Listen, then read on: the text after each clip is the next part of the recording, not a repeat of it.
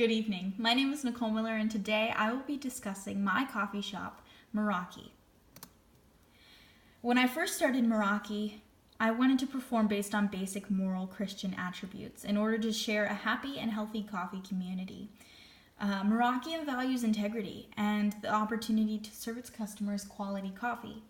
The slogan, Coffee, Purpose, Community, is solely to present customers with the confidence of purpose in something as special, simple, and important as coffee, according to the general consumer's idea of it.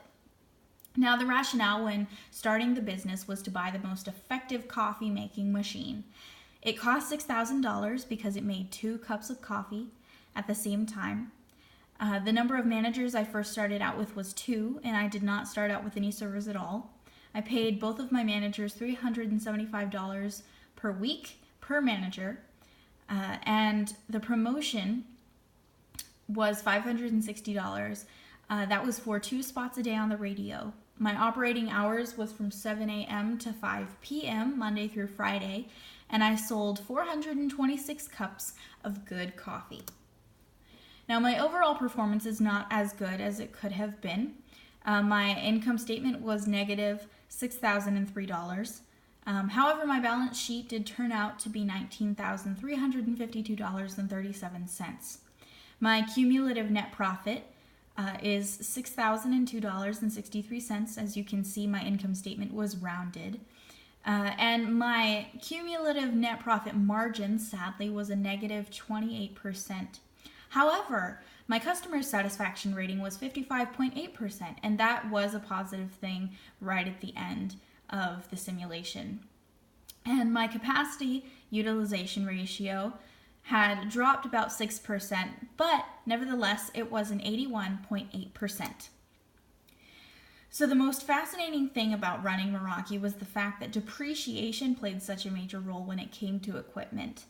I knew that depreciation was a thing, but I never was sure as to what it was. So knowing that things would lose value over time, I had them. It made me think even more about what was the most important thing to buy and to purchase and to have for the next 5 years or so. For example, would it be best to buy longer lasting furniture instead of putting money towards live entertainment? Or would it be better to buy long-lasting promotions versus quality of coffee? It was a lot of thinking on my part, and I thought more of realistic situations than simulation situations, which in fact I should have thought more of simulation ideas. However, I did learn a lot, and so by doing so I was able to value the things I had and visualize the things I would have in the future. So the one thing I learned was that regardless of age or gender, it's difficult to please everyone you meet or work with.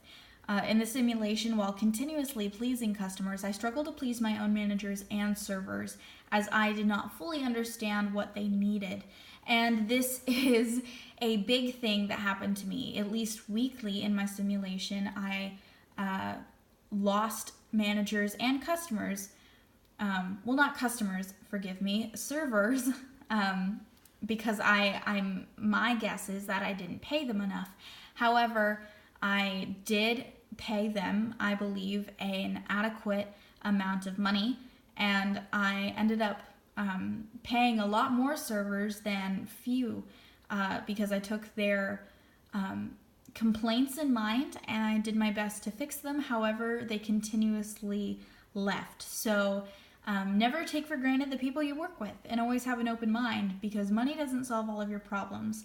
I did try and up their money right at the end of the simulation, and I believe I still received the same results. So sometimes the problem does not rely in how much money you pay your staff, but it is how much you care for them and show them that they are important. So thank you so much for this opportunity. Thank you for the ability to learn more and to grow. God bless.